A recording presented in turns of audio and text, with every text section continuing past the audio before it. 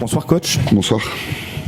Ce soir une défaite en termes bigourdane. Est-ce que vous avez un premier mot sur cette rencontre? Ouais, bon après on est dans la continuité du début de saison. C'est ce que j'ai dit aux garçons. La première mi-temps qu'on a joué, c'est notre meilleur mi-temps depuis le début de la saison. Franchement, offensivement, on a joué un très très bon basket. On a vraiment été efficace. Resté dans le plan de jeu, on a déroulé. Après, je pense qu'on aurait pu rentrer avec un écart plus conséquent à la mi-temps, mais c'est vrai qu'on fait quelques erreurs défensives qui ont été sanctionnées. Et puis bon, après sur la suite du match, il y a rien à dire sur la deuxième mi-temps parce qu'on n'a rien proposé du tout. C'était extinction des feux par rapport à la première mi-temps, alors que j'avais dit aux gars que dans les vestiaires on avait très bien joué. On avait ciblé quelques points encore à travailler sur la deuxième mi-temps, mais bon, on a plus joué au basket sur la deuxième. On s'est complètement écroulé, donc voilà pourquoi on vient perdre ici. Un long déplacement pour votre équipe qui est effectué ce matin, si je ne dis pas de bêtises. Est-ce que c'est un point qui a joué dans cette... Non, faut pas qu'on cherche des excuses. Nous, on est le plus petit budget de la division et de loin, on fait avec les moyens qu'on a.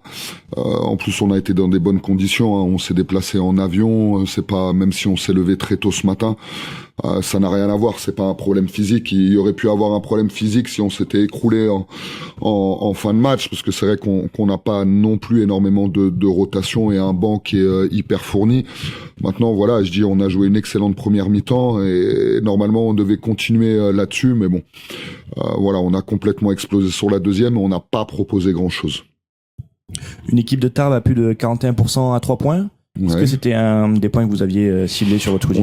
On savait que c'était une équipe qui était à droite avec des joueurs qui pouvaient mettre dedans. Bon, il y a un des meilleurs scoreurs du championnat qui est très adroit avec Vencus, on le savait. Il y a Pharos qui fait aussi une très bonne saison avant le match, qui était à plus de 44% à 3 points, donc on savait par rapport à Marius Chambre, mais voilà, c'est pas leur adresse qui fait qu'on a coulé, c'est juste que les choses sont liées et que sur la deuxième mi-temps, on l'a très mal entamé sur l'état d'esprit, on a été très mauvais offensivement, on a eu aucune continuité dans notre jeu, donc en fait on est complètement sorti du rythme, et puis les choses qu'on arrivait à contrôler défensivement sur la première mi-temps, on les a pu contrôler sur la deuxième parce que les choses sont liées, et comme on a été mauvais en attaque, on a été aussi mauvais défensivement, on s'est frustré, on a perdu le rythme, on a perdu le fil du match tout simplement.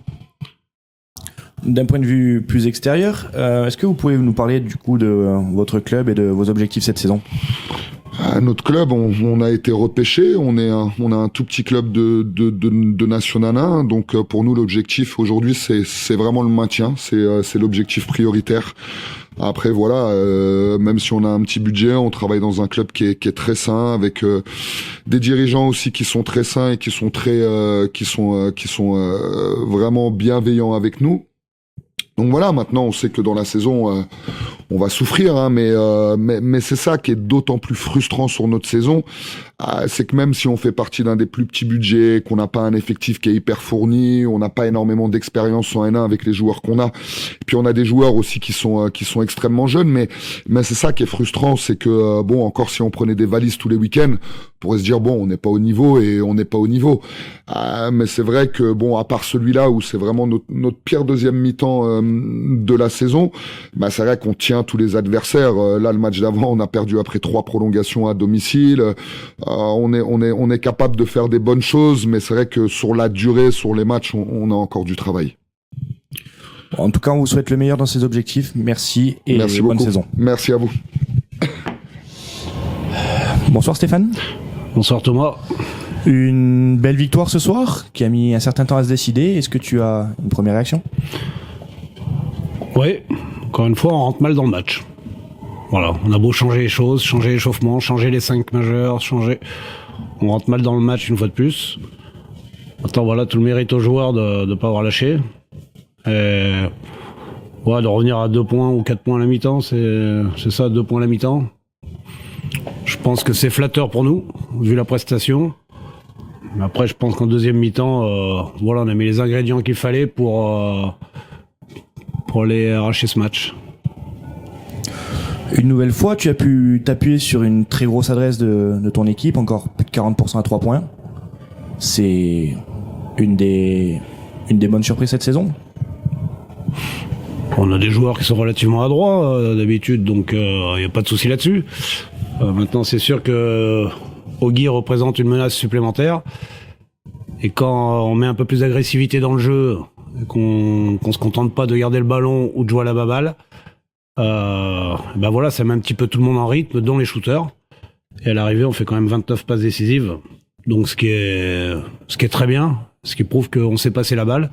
Mais je pense qu'on se l'est passé dans de meilleures conditions en deuxième mi-temps, avec plus de rythme, et on faisait pas une passe pour faire une passe. Voilà, donc ça c'est important. Et l'agressivité qu'on a montrée en deuxième mi-temps fait qu'on a pu, comme je disais tout à l'heure, aller arracher ce match. Enfin, c'est une équipe de Poissy qui a été très accrocheuse. Et voilà, félicitations à eux. Ils prennent pas d'éclat depuis le début, hein, on en parlait. Et voilà, il y a 2 joueurs qui étaient à surveiller absolument, même s'ils ont plusieurs joueurs de bon niveau, de très bon niveau. On l'avait dit, c'était Valdelicio et Yao Delon. Voilà, en première mi-temps, je pense qu'on savait pas qui c'était. Donc ça, c'est un petit peu plus dommage, parce que il faut savoir contre qui on joue, et ce qu'on a prévu, il fallait être en mesure de le faire. Ce soir, on a pu voir du coup un secteur extérieur solide au shoot, mais également un secteur intérieur très solide, que ce soit Mike Joseph, Mohamed Keita, même Jules Leroux, quasiment 40 points à E3. Est-ce que c'est une satisfaction de revoir un secteur intérieur aussi fort ? Oui, mais de toute façon, c'est important dans le basket d'avoir une bonne balance entre le secteur intérieur et le secteur extérieur, hein. Donc voilà, maintenant on a plus de... Ogui représente une menace supplémentaire par rapport au début d'année dans cette équipe. Donc ça ouvre quand même des perspectives pour les intérieurs qui sont moins souvent doublés, même si là ils ont été un peu doublés, même s'ils s'en ont pas rendu compte tout de suite. Mais ils ont été doublés en deuxième mi-temps. Première mi-temps, on fait 1 ou 2 marchés par Tidiane. Voilà, mais c'est vrai que le secteur intérieur commence à être mieux servi aussi. Donc ça c'est très bien, et ça ouvre d'autres perspectives. Maintenant, la seule perspective qui m'ennuie un petit peu, c'est toujours ces sautes d'humeur de l'équipe. Et ça, c'est un petit peu plus embêtant, quoi. Pour un aspect beaucoup plus large, un palais des sports rempli ce soir. Très belle ambiance. Est-ce que ça fait du bien de revoir le palais aussi rempli ? Bien sûr que ça fait du bien. Je pense que le public a toujours une part de responsabilité dans les victoires, hein. Et les joueurs préfèrent jouer dans un palais comme ça qu'un palais vide. Donc oui, le public nous aide à gagner les matchs. Le public nous aide quand on n'est pas bien. Et dans les périodes où on est mieux, on va dire c'est pareil. C'est pour les joueurs, ça transcende. Donc c'est super important d'avoir ce public derrière nous. Et voilà, tout le monde sait qu'un public fait gagner des matchs. La suite du programme, un déplacement à Tours avant la réception de Lorient la semaine prochaine. Est-ce que tu as un mot sur cette semaine qui arrive ? Ouais, c'est une semaine solide, hein. C'est une semaine solide. Maintenant, ça sera solide aussi pour nos adversaires. Donc, on va dire que pour l'instant, on est dans ce qu'on veut. Et je parle au niveau comptable. La seule chose, c'est que, voilà, comme j'ai dit, on va jouer contre des équipes qui ont affiché leurs ambitions. Donc, à partir de là, il va falloir être en mesure de jouer 40 minutes et pas de jouer 30 minutes au basket. Sinon, ça peut être rédhibitoire face à des plus grosses formations qui ont... Ce qu'on disait, Poissy a fait 3 ou 4 prolongations au dernier match.